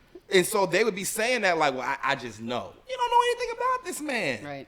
But we are now at the point where, because of the effeminate spirit of women, it is now in everything, and it is now in how we social interact with each other. Yeah, it's women who have made this idea that if we don't like each other, we don't like the same things, we can't be friends. Everybody has to think like a 13-year-old girl. That's cool. How long do you think that that's been around, though? Because arguably 500 years ago, women weren't causing that kind of, women were probably causing other problems. So they probably weren't causing that kind of problem. How long do you think that this has been as prevalent as it is now? Do you know what I'm saying? When did the programming start, basically? Probably with Marxism, right? When Marxism was able to actually infiltrate, when they could actually take this idea and it could be framed a certain kind of way, and it was laid out for people through Marxism, and they understood finally socialism is this, and we can have all of these different social causes that we want. I believe that's when it started, because the suffragettes were very much that same group. If you don't let us vote, you must hate women. Well, there's a group of women called the anti-suffragettes who don't want you to vote. Oh, well, they're stupid women. We don't deal with them. So I'm going to make sure I understand this correctly. This is a cause for all women. But you don't want to talk to those women and convince them to come to your side. Fuck them, right? I ain't got time for that conversation. But you do want to try to make men fight for your cause, whether they want to or not. And that has to happen. And you got to get their wives. And if their wives don't like it, okay, well, she's Scarlet. You know that, right? Yeah. You know, I saw her at the local saloon in the back, sleeping on a bed. She's Scarlet. So now you have that situation. But it wasn't a man going around saying, hey, man, she's Scarlet. She was at the back because she don't agree with me. So she's Scarlet, bro. He might have said, fuck that bitch. It might have been the beta males. Well, The soy latte I mean, pussified because I was, clear. you know, That's we talked true. about crabs in the bucket. Everybody's heard Yeah. you put 8 crabs in a bucket. One starts crawling out, the other will pull them down. yeah. It's the same with gorillas. They did a study of gorillas in a cage, and they put the bananas in, sprayed them with a hose. Well, it's worse with rats because they'll just eat each other. Yeah, and so Yeah. I mean, it's And they'll fuck each other and make more. and Yeah. I was listening to something. This guy And was then talking. eat each other. Exactly. This guy was talking about, you know, you take I don't know if it's a pride or a group of gorillas, right? And there's, 5 males, 5 females, but one alpha male is getting all the gorilla action he wants, and the other 4 males end up babysitting the kids so they can get a sniff on the side. Right. And you look at society and how, you go back to the civil rights era. You go back to who were the role models, the heroes in every culture. It was preachers. It was men. It was hardworking men. And when Dad said this is what's going to go down, everybody went, "Okay, Dad." Right. And now it's with the crime bill and all these different things, we've watered down church. We've watered down masculinity. We've watered everything down. And I just look at it with my 8-year-old daughter. When I was 8 and I got in a fight with the neighborhood kid Josh, where there was a punch in the face and you shook hands, you're best friends. Yep. Now when 8-year-old girls fight, they don't just fight with themselves, then they go talk to Abby and she's mad at Susie, and then Susie talks to Sally. And it's like, And then they put it All on the Inst- click then they shit put it on and then- Instagram Yeah, and it's- shame it's- each other. and Yeah. whether it's the 8-year-old girls in our neighborhood or it's the church, it's the same nonsense. Yep. Right. And so at some point, like when I first met you at VaxCon, right? At some point, men got to stand up and say, enough of this bullshit. We're done. But how can they do that, right? How can they do that when they've been forced to believe there's a thing called toxic masculinity? How can they do that when they've been told you have to get in touch with your feminine side? How can they do that when they've been told, you know what, you gotta be more sensitive? You can't. We have to have emotional intelligence. Yep. Right? Right? We are losing that society that had the fucking balls to stand up for what they believed in. Well, that's why now there's Right. too many people that are not leaders, but they are followers because that's the right thing to do to make everybody happy. Well, I was just having a conversation with a woman, right? And I was working on an episode, and she was sitting there while I was working on it, and Trump came on, and she said, so it was the episode I did Monday about the bloodbath stuff, and she said, so let me ask you a question. She said, I just want to ask you a question. She said, so do you like everything he says? Like, you just think that he's just a great, speaker, and that makes him a great politician?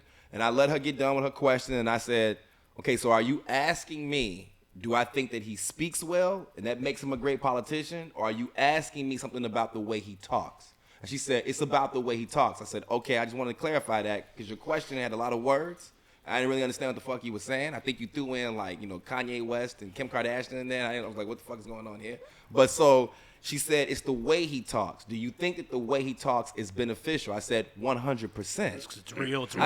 I said, Yeah. why? I said, what is Direct wrong? and I said, you know what kind? I said, not you polished. know what he is. He represents all the old way men used to be. He represents. You know who he's like my father. Yeah, my father exactly. would come in here and be very direct with everybody. If you took him to that place. Now he's gonna be real cordial and play it cool at first, and if somebody says something the wrong way, Dana say something crazy, he'll put her right in the place. Look, little white girl, be quiet. Ain't nobody talking to you about shit, right? That's the first thing. Ain't nobody talking to you about shit. Yeah. So and then Dana be like, oh excuse me. Let the sir. adults I'd be like, talk. okay, I'd be put in my place and be like, all right, I guess And- men and- are here. I'll take a sandwich while And you're so at it. Trump says things that people don't like because a lot of it is true. Yeah. Haiti's a shithole country. I've been there. It is. Yep. Do you have to go? Are you not watching the fucking news? I mean, do you have to go? I just asked for Haitian women to come here. I wouldn't be asking if it was a great country. Right. So when he said the things that he said about illegals coming in, Fact. I mean, what are we doing here? And everything that he said has either been correct or it has come to fruition, and the people have been acting like he's an idiot. He said nothing of relevance. He's an idiot. But that's because they have an effeminate spirit. They are all believing that words hurt my feelings, so I can't hear him. I can't hear what he's saying because it hurts my feelings to hear what he's saying. So I don't like what he says. I don't even like seeing his face. That to me is crazy. You don't even know him. You don't know this man. There are people in your family who have touched you, and you can see their face and deal with them all day. But you can't see this man on TV's face because he said something that you just utterly it just hurt you to your core. Triggered. I mean, you just couldn't handle him saying it was good people on both sides. Oh, just like a knife in my heart. How could you say that? Oh, my God. And it's like, this is craziness because of the way that politics is no longer about masculinity. It is 100 about femininity. And so everything has to be done this way. For instance, this woman, Hillary Clinton, as I said to the young lady, I said, you like Hillary Clinton? She said, I love her. I said, you know why you love her? Because she talks to you like you're in preschool. I want to let you know we're all going to go out today and get that Donald Trump out of office, and we're going to rally behind the Democratic Party. And so as a child, you're like, yeah. Do we get ice cream? Yeah. I said, she talks to you like a child. So you like that because, like I say, today these women are children with breasts. So they enjoy being talked to like preschool kids. They enjoy the old man talking to them, and he's like granddad, right? So they don't like the old man who's direct, right? They don't like the older man who says, this is what the problem is, this is gonna be the solution. That bothers them. They don't like the man who calls out the issues and says, hey, we gotta fix this before we start dealing with this. They don't like that. They don't like it when he does things that are direct, like creating the Ashanti Billy bill, which makes sure that young girls who are 18 to 50, because there used to be the silver bill and then there was the Amber Alert and the silver alert. Now you have the Ashanti Alert for women who come up missing, which happens all the fucking time. Every day. But no. We can't focus on that because it's him, right? Because it's him. And so because of everything that this man is about, speaks to how America used to be. And so people are, as I've said to you before, transitioning themselves. It's not just the Transformers who are transitioning. We're all forced to transition because this is a part of Marx. And a part of communism is we all got to transition into these new people. It's time for us to become new people. So you can't be the same old white man you were anymore. I can't be the same black guy I was. I got to transition into this man who hates you. Right? And you got to see me as a threat to you, or Correct. you got to feel bad. You got to feel like, oh man, you can't. I gotta save you. Yes, Yeah. you have to save me because Yeah. I need saving Yeah. from you. And I can't do it by myself. Right, and I can't do it by myself. So I need the both of y'all to actually save me. That's the trend, and you have to transition into that mindset of I got to save every black guy. So if I meet a black guy that I like, I got to hurry up and try to figure out a way to give him a job. But you don't want to do shit, but we got to fix it. Right. And when I do things, right, if I come in here next week and I say, oh man, y'all, I got arrested, hey man, can you help me out? Well, actually, not can you. I need to help you. Yep. I need you to, hey doc, I need you to toss me a couple of dollars, man. I'm gonna need some of that white privilege. I got a situation. Hey, use some of that Karen privilege and help me out. And it's like we've accepted that. And even that, and I'll stop here, even that, how white women have allowed themselves to be racialized and called Karens, and they're okay with it. Right. That is It's a that, badge That of is- honor. Right. Think about that. How backwards is that? that so shows how we have gone so effeminate that we can't even see racism when it happens in our faces. We don't even see it no more because we've been told that it's not racist and we've been desensitized. But what is racist is when when an orange man says Baltimore is a rat-infested city, and then you can go on YouTube and YouTube video footage from 15 years ago where city workers are saying, hey man, we can't do our jobs. It's a nasty rat infestation in Baltimore.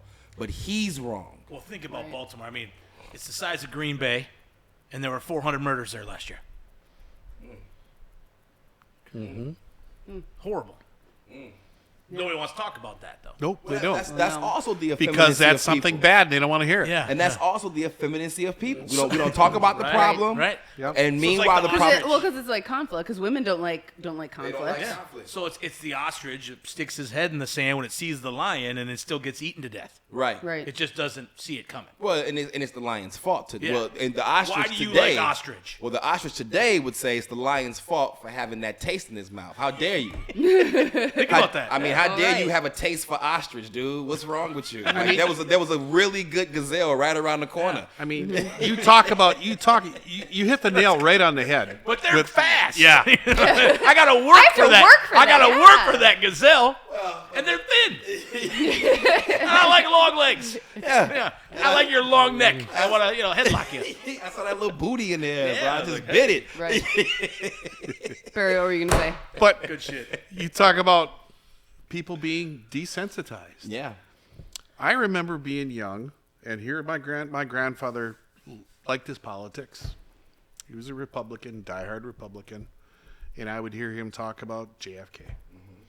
He said John F. Kennedy was not from my party, but he was one of the smartest men that ever walked on the face of the earth. Yeah. Because back then, and even when I was in the military, I served under Ronald Reagan. I served under George Bush. Ronald Reagan made sure, it seemed like as soon as Reagan was done, all this bullshit started to transition over. And nobody gets along. We had this talk at work. Can you imagine these younger generation today, if they had to watch shows like All in the Family, The Jeffersons? I know. Red Fox. Can you fucking imagine what would happen? They'd cancel him. Yeah, they cancel all this. Unbelievable. They There'd would be cancel- two shows. Married I with mean, Children would be done. Done. You would Yeah. never Yep. have a show like Richard that Pryor. Richard Pryor would never be on stage. Eddie Well, Murphy would never be on I stage. don't know. Right. Richard Pryor would be because he is a black comedian who speaks about his homosexual experience as well as his drug addiction. So Yep. he Yeah, would he'd probably be be okay. he'd probably be safe. He would be okay. But think of I was gonna bring that up. You read my mind. There's an old SNL skit with Chevy Chase and Richard Pryor. You know the skit I'm talking about? I don't. I'm gonna have to show it to you sometime. Okay. I'll show it to you after the podcast. Okay. Some of the words that were used that were offensive now Yeah. were a joke back then, Right. and we're so desensitized. Yeah. Like oversensitized. Oversensitized. Actually, is really what it is. Because you couldn't have said it any better. There's more followers and no leaders, and the people Yes. that are the leaders, They're just managers. it's the whole There's no Yeah, leaders. they're not- society we're they're talking not about tonight. really The whole leading. word we're talking about, control. Yeah. Right. Right. It's They all want to management. mind Yep. It's fuck not you. leadership. They It's want not yep. critical thinking. Right. I mean, we could argue about something. I mean, and that's a skill. They don't teach the skill Of debate? Of debate. Nope. Right. Because they don't actually want someone to say, "Hey, I can understand why you would think that. Here's why I think this. Hey, let's still have a cheese sandwich and a Bud Light. Yeah. Whatever. Yep. Right. Yeah. Or hey, I like the Pistons. You like the Bulls. I mean, you have a bad taste in basketball." Well, but at least you like basketball. We're not watching the WNBA. Right. You know, so Exactly. you want to talk about subsidy? We can talk about the WNBA for like the next 5 days. WNBA. There's an 8th grade boy team in Milwaukee that would beat the champs of the WNBA. Yeah, Who, no who shit. are the champs of WNBA? Oh, the NBA. Oh, the NBA. The owners that write the checks. Right. We need to do something in those buildings.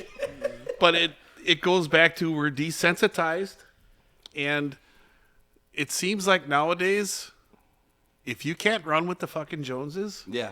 you don't belong with them. Yeah. And the Joneses aren't doing anything at all. No, they're, they're And not. that's they're like, running it's in a made they're up running to in a get circle. facade, too. Social media can make it look like anybody Yeah. is like rich and like everything. Yes. I know it's Instagram's Yes. a millionaire until you meet him, and I'm like, Yes. yeah, you know, you. Yeah, no, you're poor Yeah, actually. yeah. Yep. You got a $73,000 truck that you can't make payments on, but Right. you're dope. I mean, Right. social media.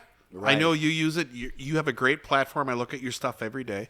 Oh, thanks. Social media has done good things. Yeah. And it's done bad things. Yeah. I mean, you admitted it. You don't follow a lot of social media just because of that. Right. But we were talking about this. What's everybody doing today? Everybody's on their phone. Yeah. You live, breathe, It's and addictive. die by this little fucking device in your hand. Yeah. Every day. Yeah. And you believe everything that comes across there because it's broadcast for the world. So, fuck, it's got to be true. Yeah. Doesn't it? It's just like when I was doing music and Instagram models were coming out, and I had noticed, I said, man, is that a Coke bottle in this picture? And they're like, what does that mean? I said, hey, pull this chick up and pull up her info. And they're like, why? And I'm like, something ain't right. How's she getting all these followers and all this? Pull up her info. Then you find out, well, Coke is sponsoring her. The Coke bottle is in there so that a person like me will say, is that a Coke bottle in there? Get Yeah. their, I get wanna their Coke. plug. It puts that like into your Right. like awareness and your Subconscious, yeah. subconscious. Right. That's So why then- you'll so see you- like Starbucks in like a lot of movies, Yeah. just like in So- the background, but everybody sees it. So remember MySpace? Yeah. And I remember I had on a MySpace. I remember on MySpace there was a young girl. She was on there. She had tons of followers, and like in her pictures, she's wearing Skechers. And I'm like, y'all see? She's advertising Skechers. No. She's just hot. And I'm like, no. The bikini is to distract you. It's the Skechers that are catching your attention. You don't even realize it. Yeah. Her whole Subconscious outfit mind. is No. black and it's red Skechers. Red excites the eye. It's gonna get into the neurological system. It seems like alert or it's excitement. That's why the golden arches are the color the way they are. It's because kids get excited when they see the McDonald's symbol. Nobody's getting excited to see no goddamn Chipotle except for old fat women and people trying to be in shape, kinda. They're the only people who would get excited for Chipotle. Okay? Kinda? Okay, kinda. Ain't nobody getting excited for Papa John's. They're like a goddamn Irish flag. Ain't nobody happy to see this shit. What the hell is he serving over there? But they are excited for some Burger King, some Wendy's, a little white girl with two red pigtails, Yeah. and because it's the color. So I'm looking at this and I'm like, bro, I am not buying into this. And so the first thing I did is I immediately took all her pictures and I made a rap female name of my name, and I said, you will support and you will advertise my music. She contacted me and said, take my photos down. I said, make me. I am Osama bin Laden of the internet. I am an internet terrorist. If you report me, I have 6,000 of these all made up. I will have one of you as a whore, one of you as a slut, one of you as a horse slut, one of you as a racist. I will ruin your life. So you have a choice. You either do what I tell you to do, or I'm going to force you to do what I tell you to do. But either way, you will promote my music. And she said, fine. Way to use that leverage. Fine. Right there. I got somebody else I got to introduce you to. You might have a twin brother that I talk to every single day, named Joel King Bao, Oh yeah. I haven't met Who's- Joel, but I know enough. who's just signed a deal with Stu Peters. Going to be doing a once a week Oh, podcast. is he? Oh, nice. But I'm saying all that to say, if I was a soft man, right? If I was a weak man, like a lot of people told me, hey man, don't do that. You know, it's not right. And I said, why is it not right? I don't know her. She's cheating you. She's cheating. You think she looks like this? She doesn't. She's cheating you. Filters. But you're okay with her cheating you. I just can't cheat her. And they were like, man, it's wrong. I said, no, it's right. It's very right. That reminds me of the show The Wire. Yeah. Where the guys, I can't remember the guy's name, but he's robbing the drug dealers. Anyway, great show if you haven't seen The Wire. Yeah. Well, I mean, well, even that, right? That's a prime example. That's a good example. Yeah. I'm robbing you. You're doing something you're ruining the community. Yeah. And so I'm ruining you. Yeah. You all right? You'll be okay. Yeah. You have 6 million followers Omar on is- MySpace. yeah. Omar. Omar from You The got Wire. 6 million followers on MySpace. You will get 8 by the end of the week. I only got 100,000. I'm just asking. I'm not asking you to send nobody my way. Yeah. I got it. Just let me leave this up. I'm gonna control it. I got you. I won't disrespect you. I won't say anything negative about you. But you ain't got no choice here. I'm the man here, and you gonna do what I tell you to do. Or wait till you see this one where you calling people niggas all day. Wait till you see this one, white girl. Wait till you see this one. You KKK flags all over. Oh, yeah. Hooded white girls on here. You going down. They gonna take your whole shit down. And the next one who's got 5 million views, I'm on her ass. Okay, well, note to self that if you ever contact me, I should probably like watch out or just do whatever you Well, say. I don't have to do that to you because That's you true. already kind of helped me out anyway because you put these pictures out there. And I you- do. I didn't do one. I didn't do one today. I didn't take my round. He's table intimidated stuff, by but the we can guns. do- You got nothing to worry about. Yeah. Well, That's yeah, true. yeah. Like I that said, also. the pink shirt and the curled hair is always just for show. Right. It's just I'm really tend. You're a to be lot more badass hard- underneath. I We all know that. I really tend to be a lot more hard natured. Hey, discipline and confidence and humor are my superpowers. So that's that. and see, a lot of women have an issue with you, right? I know. They have. I a know. real, they don't have like a- that. It's They don't it's like an the fact that when intimidating you go- thing Dana- until they start to talk Yep. to me and realize I'm actually a normal person. I ran Yep. into that here. There was somebody who, well, I kind of had already gotten to know her, but she ended up telling me after the fact. She's like, I was really actually like really intimidated to like talk to you or whatever because you exude so much confidence and whatever. I'm like, oh my, that is so funny because.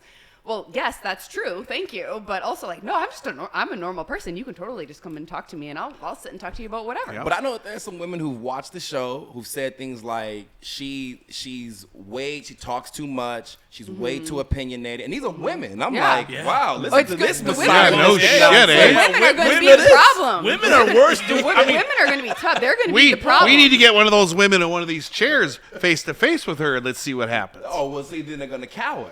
Exactly. No, That's well, my whole no, point. Not even really that. They'll just calm down because they realize I'm just a normal But- person, and they probably don't actually disagree with me That's- as Well, they're much all as Yeah. hyped they up think they do. because they're behind this too. But right? that's Well, right, yeah, exactly that makes it that's super kind of my crazy. point. Everybody hides behind this phone. Yeah. Oh, you're a piece of shit. You're a bad person. Yeah. Oh, okay. Well, do Yeah. you want to talk to me? Nobody got Then punched they in the disappear. face. I think it was Mike Tyson said, the problem with social media is you write Yeah. something stupid, nobody rings your doorbell and punches you in the face. Yeah, Yeah. Right, that's an old exactly. saying Well, too. well, Everybody's got a plan until you get until you get hit in the fucking mouth. And I've said this on the show myself. I forget which one. I don't know if they took it down because I may have mentioned Transformers and I said it the real way, and they were like, "Oh, we're angry with that black guy." We've for only talking had about one it." ever taken down. Great, so then it should be still up there. So I said on that episode that the problem is that we have people. Oh, it's the one where I called out Doug's ass at at festival. festival. Oh, yeah, man, where I I wonder called whatever out hap- Doug's whatever ass. happened to Doug, you motherfucker. But so what happened is I said on there,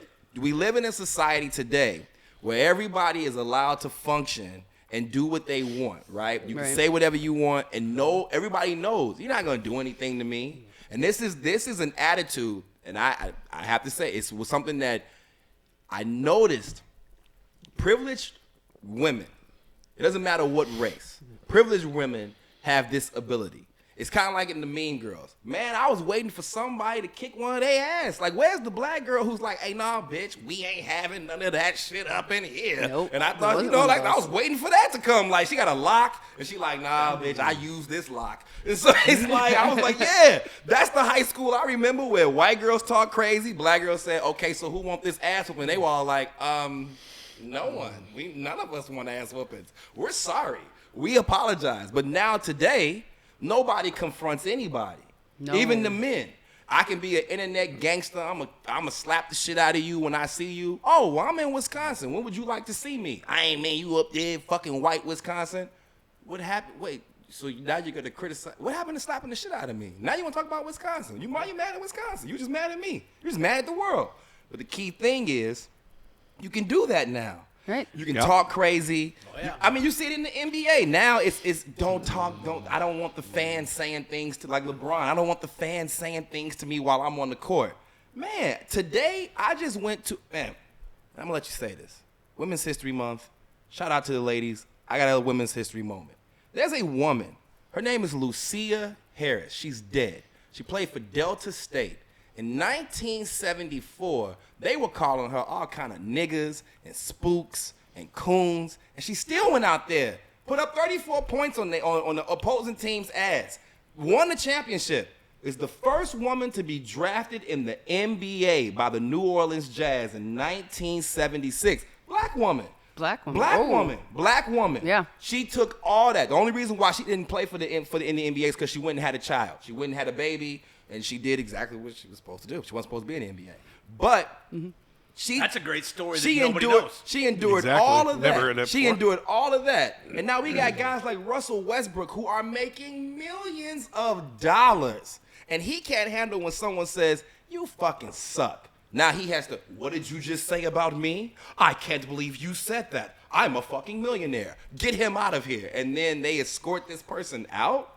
This person who probably makes $64,000 to maybe $30,000 a year, probably spend his whole fucking year's check on these tickets. He has to be escorted out because this prima donna can't handle criticism from a fan in the crowd. Right. This woman was getting called a nigga. She's a woman. She's getting called this, and she still went out there and busted ass. Yeah. So what kind of society do we have today? We have no Lucia Very Harrises. weak. Yep. We got a bunch of Stormy Daniels. That's what we got now. So I'm going to do. fuck you, and then I'm going to lie and say that I fucked you and I didn't want to. You got a mushroom penis. However, I do want that. I still want that money. want the money. And I still want 'Cause that I still need a NBA man to for be that. honored. I don't want nobody to talk about me. I'm not a whore, but you can catch me sucking dick on camera, but I'm not a whore.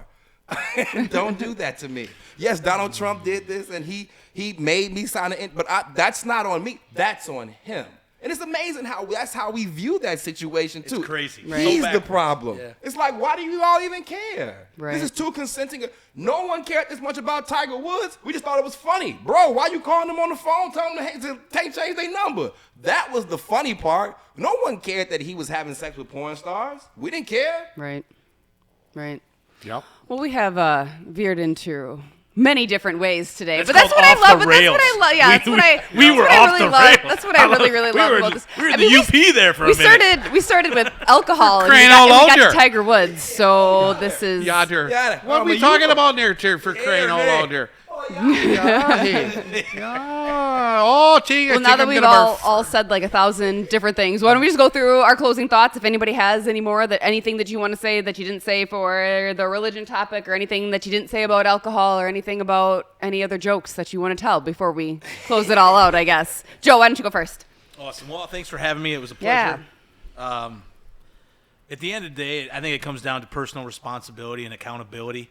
And it seems like the world has become a place where it's really easy to, point your finger at somebody else and say, you're the reason I'm not A, X, Y, Z, fill in the blank. So I guess, how do we fix it? How do we fix a society that, has gotten off the rails? And that's Lorenzo asked that earlier, and that's a good question. I don't know what the answer is, but I think it stems with, keeping your house in order, being accountable to yourself, being accountable to your family, and instilling that value in your community. Because we're not going to change it by putting one person in one office somewhere. I think it truly starts daily in the daily disciplines in your family, in your house, and then it bleeds into your community and everything else. Thanks for having me. This hair is getting ridiculous. I'm not cutting it till we get to 5 million. So Awesome. awesome. Nice to Awesome. meet you, everybody. Thank you. Barry, go ahead. I think we had a very good, healthy conversation today about several topics, but it all boils down to the way society is now. We need to, I don't want to sound political at all, but we need to take back our country. We need to love our neighbor. We need to all get along like we used to. We need to agree to disagree and still not hate each other at the end of the fucking day. Yeah. You can believe in what you believe in. I'm not going to hate you. That's your God-given right.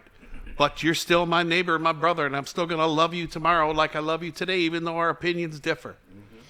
And I just think that we need to become stronger as a society and to, like you said, be responsible for your own actions.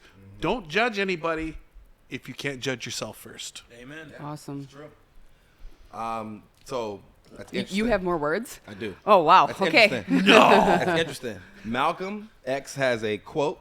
The quote is, this is after he goes on his pilgrimage, and he's no longer Malcolm X. He's now El Hajj Malik Shabazz. And he has a quote that he says, when I was over on the pilgrimage, I ate next to white men who I vowed to hate. And I ate next to a white man. We ate out of our hands, and we shared food together. That is when I knew that Allah had called me to meet my true brothers. Because who's not my brother is not these people I was in the Nation of Islam with, it's these people.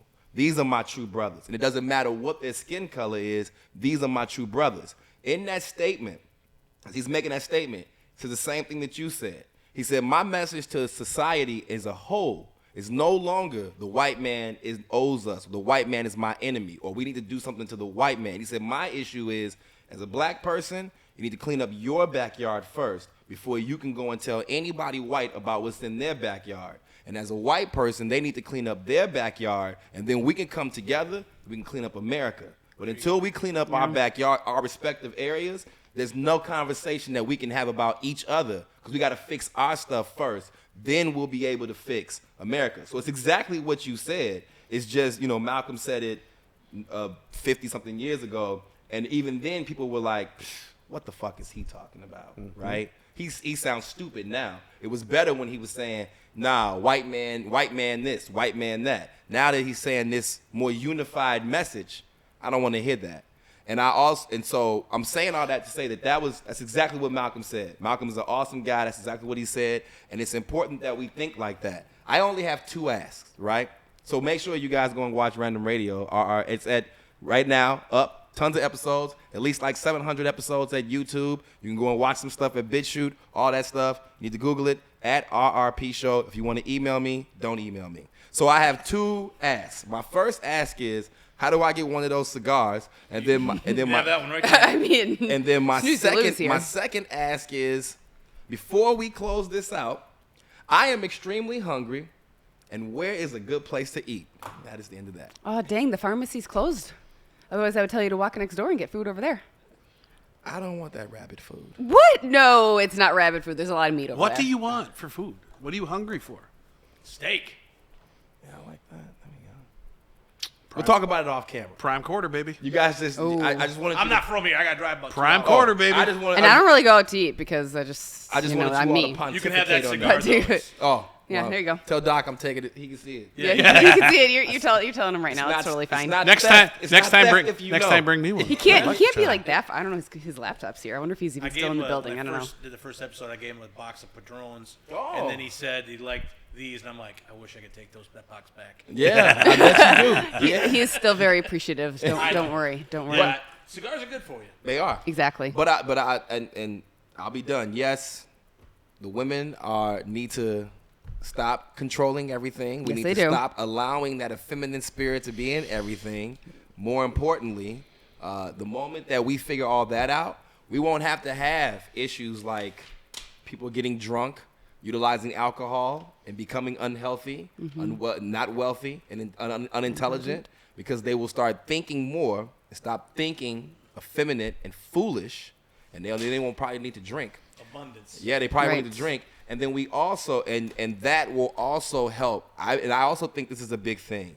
The faith being used as a weapon is primarily because of the effeminate spirit in the world. I think it might have been you. I think you said it. When the preachers, when it was the male who was the head of the church as well as the head of the household, you got a different, you got a more community-based message. Think of it like MLK, and Malcolm. And, Yeah. And obviously, I'm not a black guy. But in the black community, civil rights movement, the heroes were preachers. Yeah. Sid Alderman. And, Right. And who today is the heroes of all cultures? It's Rappers. Hollywood, rappers. Nicki Minaj. The most effeminate culture on the planet. My father, Ask P. Diddy. man, my father said this to me, and then Dana, you can take it over. I'm gonna leave with a quote from Larry Thomas Sr. This man said to me, I was 14 listening to Tupac, had some little rag on my head. He said, well, look at you, little girl. And I said, what? He said, Look at you. Look like a little girl. You all cute with your mama do-rag on. I said, this is my do-rag. He said, oh, you went and bought you one. Okay, little girl. All right, you go get your nails painted too? I said, why would I do that? He said, ain't that what your little rap gay boys telling you to do? They telling you to get your nails painted? I said, no. He said, well, they talking about bags, shoes, belts, purses, all the other things that your mama care about, and they got you thinking it's the same thing. Now you got a rag on your head looking like your mama when she go to sleep. All right, little girl. And he just walked away from me, and I was sitting there thinking, Damn. hey, he's right. He's right. This hip-hop music is, not only is it trying to make me think that gangster culture is cool, which is actually prison culture, which is more effeminacy, but it's also telling me about how I should praise things that I wouldn't even care about. This is what my mama cared about. She came downstairs, ooh, look at my purse, y'all, and my shoes match my purse. And then I hear Lil Wayne, my shoes match my purse, and I got my gun. You ain't got no gun. You got your purse, bro. So feminine culture is ruining everything. It is, because society should not be run in feminine ways. Society needs to be run in a masculine way, as we talk about here all the time. But anyway, glad you guys could make it tonight. You guys coming back multiple times, that has been just really awesome. And obviously we love having you here because you contribute so much and you're always really fun to talk to. And Lorenzo, it's always good hearing your point of view and stuff too. So I just It is. My You're better point. live, am by the grateful. way. You're better live. Yeah. Live is much better. I'm grateful for this podcast that we can bring people together and sit and have conversations like this and agree and disagree and still be friends and ask where to go to dinner at the end of the day, because that's what all this is really about. And if more and more people could just have conversations like this, we would do a whole lot better in we culture. would. So Amen to Wait, that. Dana, you did not give a BSBC tip today. oh yeah. You don't have one? I can probably come up with one. Bitches should just stop. Being Probably. crazy. Well, yeah. Bitches Right. stop being crazy, but you should probably quit your drinking, because Oh. what it's doing is it's messing with your brain, messing with the bacteria in your brain, and then you're making up problems. See, you're getting way too easily offended and your feelings are getting hurt too easily, and that's really just a made up problem in itself. I don't even know who has time to have their feelings hurt and to actually do something about it, because I don't have time for that. I don't have time to have my feelings hurt, and then I don't have time to do anything about it. You got to develop some tougher skin, so put your alcohol down so that you can do that. How about that? That's right. That's solid. All right. Anyway, thanks you guys for being here tonight. Thank you to everybody who's been watching online with us. We hope you enjoyed tonight. Please make sure that you are commenting, liking, and subscribing to our show. Once again, we don't ever run ads on the show. Doc fully funds this all on his own, so be sure that you are sharing it with everyone you know. Have a good Tuesday night.